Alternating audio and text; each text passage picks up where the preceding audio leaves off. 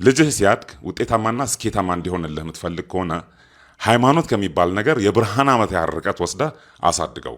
ሃይማኖት የሕፃናትን አይምሮ ማኮላሸት ብቻ ሳይሆን ለሚገጥማቸው ከባባድ ፈተናዎች ቀላሉ መልስ እየሆነ ማለት ነው፣ ወደ ስንፍና ይጋብዛቸዋል። ሌሜ ኤክስፕሌን። ሃይማኖት ይሄ ምርምር ወይም አናላይዚንግ ወይም ይሄ ሪዝኒንግ የሚባሉ ነገሮች ማለት ነው እንዲጠፉ የሚያደርግ ቀላል የሆነ መልስ ነው።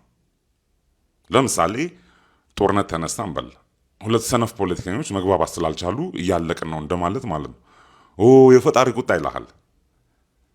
ከዛ ደግሞ እሳተ ጎመራ ፈነዳ እንበል፣ ሄዶ እሳተ ጎመራው ምንድን ነው ከየት ነው የመጣው ብሎ እንደመመራመር እግዚኦ መሐረነ ይልሃል።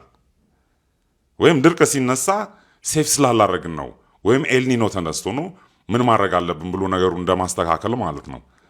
ፈጣሪ በቸነፈር ቀጣን ኃጢአት ሰርሰናል ይልሃል። አያችሁ እንዴት ሰነፍ ሆኖ እንደቀረ የአፍሪካ ማህበረሰብ።